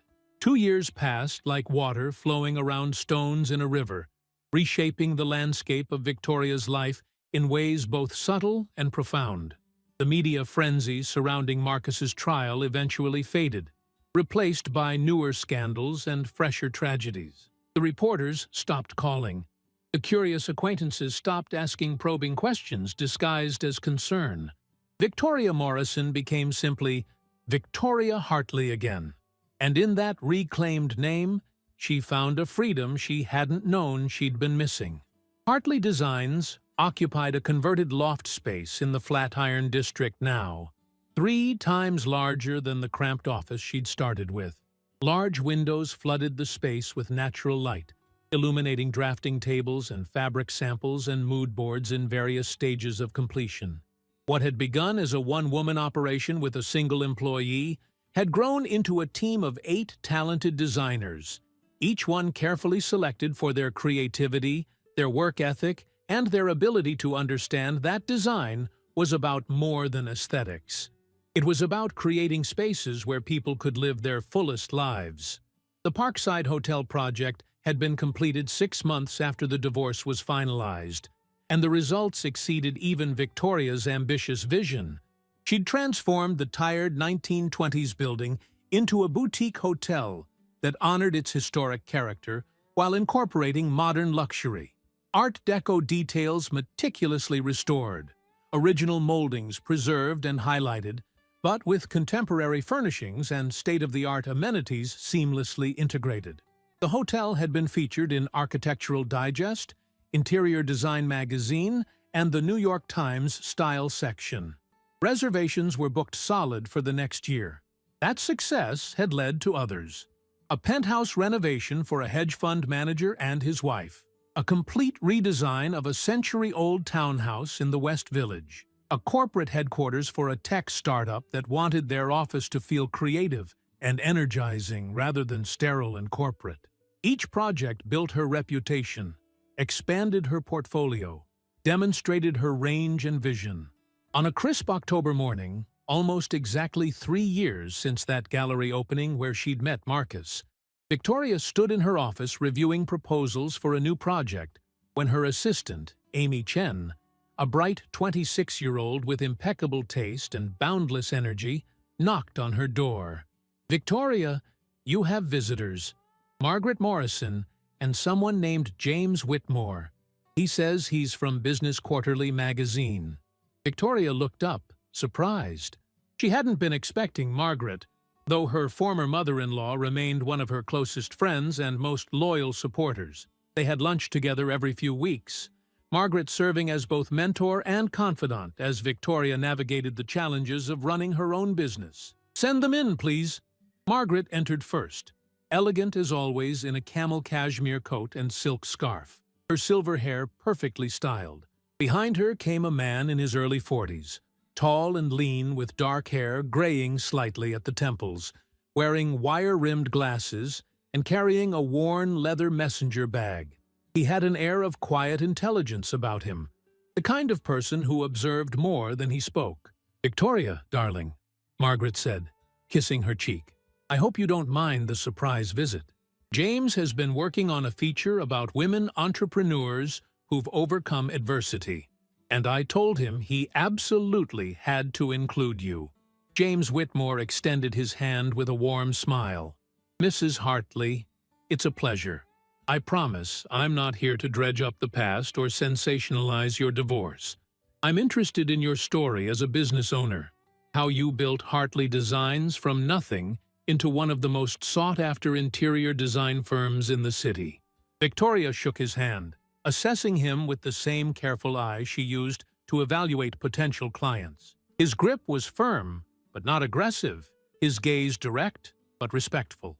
"I appreciate that, Mr. Whitmore, though I'm not sure my story is particularly remarkable. I started a business, worked hard, and got fortunate with some excellent opportunities." "That's not how I heard it," James said, pulling out a notebook. "I heard you launched your firm while going through one of the most publicized divorces in New York, secured a $2.4 million contract for your first major project, and have since grown to annual revenues exceeding $5 million. That sounds pretty remarkable to me." Margaret settled into one of the leather chairs across from Victoria's desk. "James has already interviewed several other women for the piece. A tech founder who started her company after being forced out of the one she co-founded. A restaurant owner who rebuilt after a devastating fire. He's focusing on resilience and reinvention." "Those sound like much more compelling stories than mine," Victoria said, but she was intrigued despite herself. "Why don't we let your clients decide?" James suggested. "I've been doing background research, and I spoke with Thomas Ashford about the Parkside Hotel project. He said you were the most professional, creative, and dedicated designer he'd ever worked with. He also said you saved his investment by coming in under budget and ahead of schedule, which apparently never happens in renovation projects." Victoria felt herself smile. "Thomas was generous to take a chance on me when my firm was barely established. That project meant everything to my business. He said you personally worked 16-hour days for months, that you were on-site supervising contractors, solving problems in real time, refusing to compromise on quality even when it would have been easier. That kind of dedication is worth writing about. They talked for over an hour, James asking thoughtful questions about her design philosophy, her business model, the challenges of breaking into a competitive industry. He didn't ask about Marcus, didn't pry into the divorce or the trial or the scandal that had consumed her life 3 years ago. He was interested in who she'd become, not who she'd been married to. When he finally left, promising to send her the article before publication, Margaret remained behind. "He's single, you know," Margaret said with studied casualness, examining her manicured nails. "Margaret, I'm just saying. He's intelligent, successful, respectful. And the way he looked at you when you were explaining your vision for sustainable luxury design, that was the look of a man who's interested in more than just a professional interview. I'm not looking for a relationship. I'm focused on my business. Victoria, darling, it's been 3 years. You've built an incredibly successful company. You've proven to yourself and everyone else that you don't need a man to define you or support you. But that doesn't mean you have to be alone forever. You're 38 years old. You're allowed to be happy. You're allowed to trust again." Victoria stood and walked to the window, looking out over the street below where people hurried past with coffee cups and briefcases, everyone absorbed in their own private dramas. "I'm not sure I know how to trust like that anymore. Marcus broke something in me, Margaret. Some fundamental belief that people mean what they say, that love is real and lasting, that commitment means something. I don't know if I can get that back." Margaret joined her at the window, slipping an arm around her waist. "That's the thing about being broken, dear. When you put yourself back together, you get to decide what shape to take. You don't have to be the same person you were before.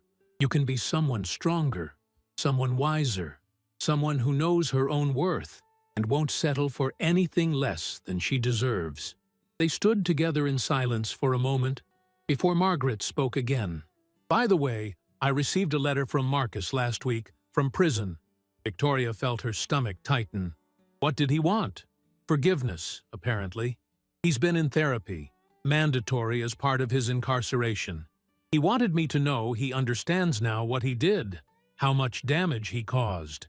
He asked me to tell you he's sorry. And what did you say? I haven't responded. I'm not sure I will. Some apologies come too late to matter, and some damage can't be undone by saying sorry. But I thought you should know, in case you wanted to, I don't know, find some closure in it. Victoria turned away from the window. I found my closure 3 years ago when I pushed him into that lake. Everything after that was just legal formalities and consequences. I don't need his apology, Margaret. I don't need anything from him except for him to stay out of my life. Good. That's healthy. That's moving forward. After Margaret left, Victoria tried to focus on work, but found her mind wandering to James Whitmore and his thoughtful questions, his genuine interest in her success rather than her scandal. She pulled up his articles online, reading several pieces he'd written for Business Quarterly. They were well-crafted, insightful, focused on the human stories behind business success and failure. He wrote with empathy and intelligence, qualities she'd learned to value highly. 3 days later, the article arrived in her email inbox for review. She read it twice, once quickly and once slowly, savoring the way James had captured not just the facts of her business, but the philosophy behind it. He'd written about her belief that interior design should serve the people living in the space, not just look beautiful in photographs. He'd quoted her saying that a home should tell the story of the people who inhabited it, should reflect their values and dreams, and the life they wanted to live. Near the end of the article, he'd written, Victoria Hartley represents a particular kind of American success story, the phoenix rising from ashes. After a devastating betrayal that would have destroyed lesser spirits, she chose to rebuild rather than retreat. She took pain and transformed it into purpose, took broken trust and rebuilt it into a thriving business built on integrity and excellence. In a culture that often celebrates the loud and flashy, Hartley Designs offers something different: quiet confidence, meticulous craftsmanship, and a belief that beauty should serve life, not the other way around.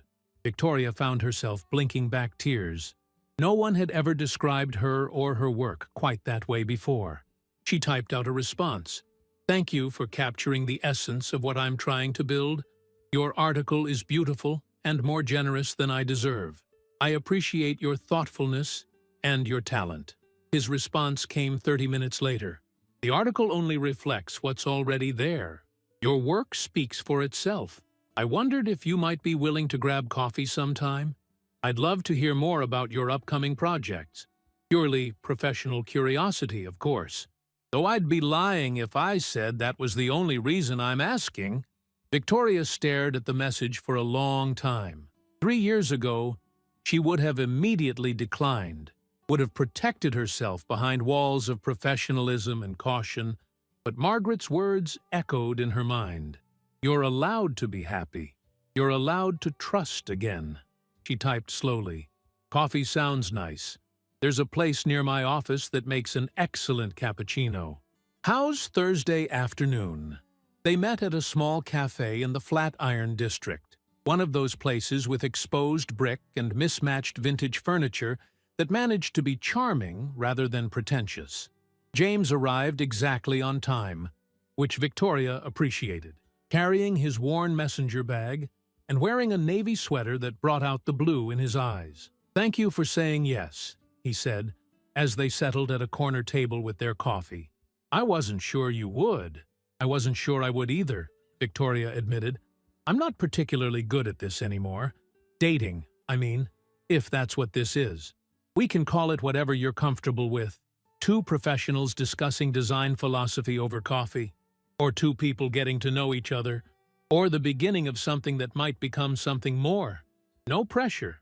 They talked for 2 hours, the conversation flowing easily from work to books to travel to the 1,000 small things that make up a life. James was a cultural journalist by training, had spent 5 years covering arts and music before transitioning to business writing. He was divorced himself, no children, a marriage that had ended amicably after they'd both realized they'd grown into different people than they'd been when they married. "It was sad, but not bitter," he explained. "We wanted different things, different futures. Sometimes that's enough reason to part ways. No betrayal, no drama, just honest acknowledgement that the path we'd started on together had diverged into 2 separate paths." Victoria envied that kind of ending, that mature ability to recognize incompatibility without cruelty or deception. "My marriage ended differently, but I'm sure you already know that. I know what's been reported. I don't presume to know what you experienced personally. If you want to talk about it, I'm happy to listen. If you don't, that's fine too. Your past is your business." She found herself telling him anyway. Not the whole story, but the important parts. The lake house, the discovery, the divorce, and trial and rebuilding. He listened without interrupting, without judgment, his attention focused entirely on her. "That took enormous courage," he said when she finished, "to not just walk away but to hold him accountable, to build something new while everything else was falling apart. I'm impressed. I didn't feel courageous. I felt angry and betrayed and determined not to let him destroy me. Sometimes courage looks like anger. Sometimes it looks like stubbornness. Sometimes it's just the refusal to give up, even when giving up would be easier." They met for coffee again the following week, then dinner. Then, a gallery opening James was covering for a piece on emerging artists. He introduced her to his world of cultural journalism and artistic communities, and she found herself drawn into conversations about creativity and expression and the ways art intersects with daily life. He was different from Marcus in fundamental ways. Where Marcus had been loud and commanding, James was quiet and observant. Where Marcus had demanded attention, James gave it. Where Marcus had been focused on conquest and acquisition, James was interested in understanding and connection. Being with James felt easy, comfortable, like stepping into a warm room after being out in the cold. 6 months after that first coffee, they were dating seriously. He'd met Margaret, who'd approved wholeheartedly, telling Victoria later that James was exactly what she needed. Someone secure enough in himself not to be threatened by her success, intelligent enough to be genuinely interesting, and kind enough to be trusted. "He looks at you like you're the most fascinating person in the room," Margaret observed over lunch one afternoon. "Marcus used to look at you like you were a particularly attractive accessory. There's a difference." Victoria knew Margaret was right. James celebrated her successes without trying to claim credit for them. He supported her ambitions without trying to shape them to his preferences. He was genuinely proud when Hartley Designs won the contract to design the interiors for a new commercial building, a $4 million project that would take 2 years and cement her firm's reputation as a major player in the industry. "This is incredible," James said when she told him about the contract, pulling her into a hug. "You've earned this. Your vision, your talent, your dedication. This is all you, Victoria. I'm so proud of you." She'd started to believe, carefully and cautiously, that maybe Margaret had been right. Maybe she was allowed to be happy again. Maybe trust wasn't something Marcus had permanently destroyed, but something she could choose to rebuild, piece by piece, with someone who'd earned it. A year after their first coffee, James proposed. Not with grand gestures or public displays, but on a quiet Sunday morning in her apartment, over breakfast and newspapers, in the kind of comfortable domestic intimacy they'd built together. "I know we haven't been together that long," he said, setting down his coffee cup, "and I know you have very good reasons to be cautious about marriage. But Victoria, I love you. I love your strength and your creativity and the way you've built something beautiful out of pain. I love how dedicated you are to your work and how much you care about creating spaces that make people's lives better. I love the way you think and the way you laugh and the way you face challenges head-on instead of running from them. I want to spend my life with you, not because I need you, but because I choose you. Every day, I choose you." Victoria felt tears streaming down her face as she looked at this man who saw her so clearly, who valued her so completely. "Yes," she whispered. "Yes, I choose you too." They married 6 months later, in a small ceremony in Margaret's garden, just close friends and family. Victoria wore a simple cream dress, not white, and carried wildflowers instead of formal arrangements. James wore a navy suit and cried when she walked toward him, not caring who saw. Margaret officiated, her voice steady and warm as she spoke about love and partnership, and the courage it takes to trust again after being broken. "Marriage isn't about finding perfection," Margaret said, looking at both of them. "It's about finding someone who sees your imperfections and loves you anyway. Someone who celebrates your strengths and supports you through your weaknesses. Someone who chooses you, not just once at an altar, but every day in 1,000 small ways." Victoria looked at James and saw her future. Not a fairy tale, not a fantasy, but something real and solid and built on honesty. He smiled at her, his eyes bright with tears and love and promise, and she smiled back. The reception was held in Margaret's brownstone, intimate and joyful. Thomas Ashford was there, along with other clients who had become friends.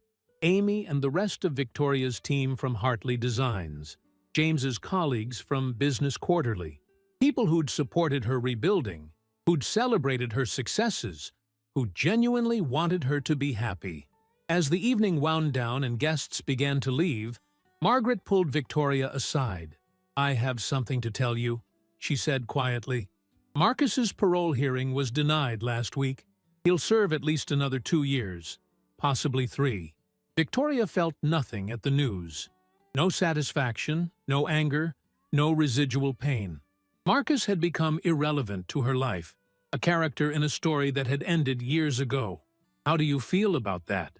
Relieved, honestly. I think he needs more time to genuinely understand what he did and why. Prison isn't just punishment. It's supposed to be rehabilitation. He's not ready to rejoin society yet.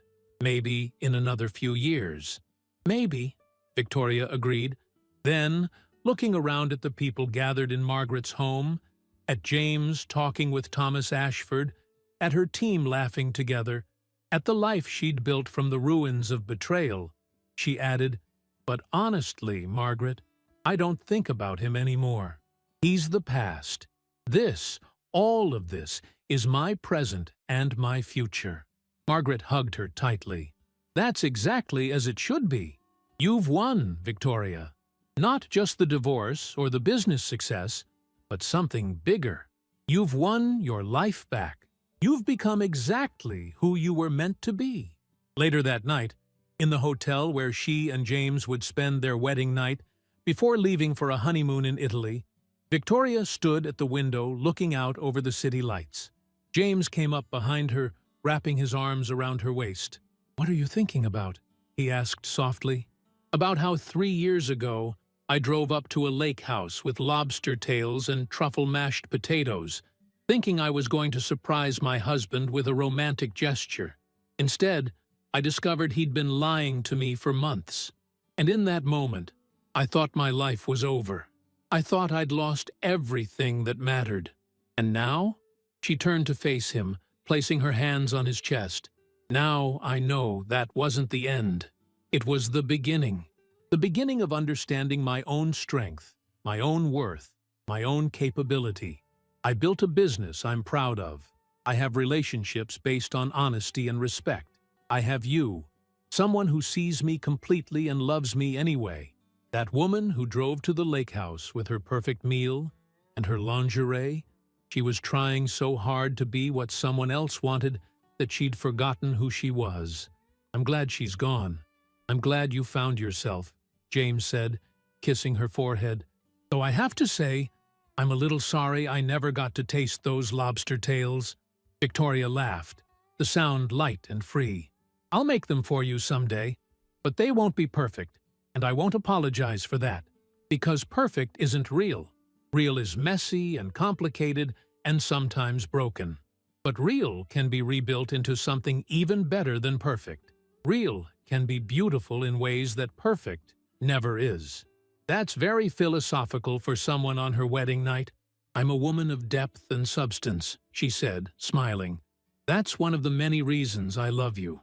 They stood together at the window, watching the city pulse with life below them. Two people who'd been broken in different ways and had chosen to rebuild stronger. Victoria thought about the journey that had brought her here, from devastation to reconstruction, to this moment of genuine happiness. It hadn't been easy. There had been tears and setbacks and moments when she'd wondered if she'd ever feel whole again. But she'd persevered. She'd built Hartley Designs into a thriving business with annual revenues exceeding $6 million. She'd created a team of talented designers who shared her vision. She'd proven to herself and everyone else that she was more than just Marcus Morrison's wife, more than just a scandal, more than just a woman who'd been betrayed. She was Victoria Hartley, designer, entrepreneur, survivor, fighter, wife to a man who valued her, friend to people who supported her, owner of a life she'd built with her own hands from the ruins of what had been destroyed. And when she finally turned away from the window, turning toward James and the future they'd build together, she left behind the last shadow of the past.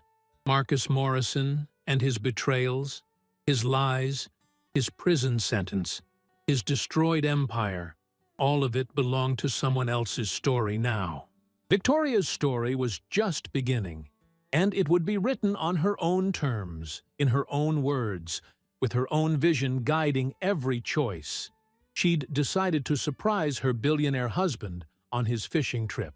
When she arrived, she'd discovered the truth that would destroy her marriage. But from that destruction, she'd built something infinitely more valuable than what she'd lost. She'd built herself. And that, Victoria thought as James took her hand and led her away from the window toward their future together, was the best revenge of all. Not his downfall, but her rise. Not his punishment, but her success. Not his regret, but her complete and utter indifference to whether he regretted anything at all. She'd won, not just in the divorce court or the criminal trial, but in the life she'd created afterward.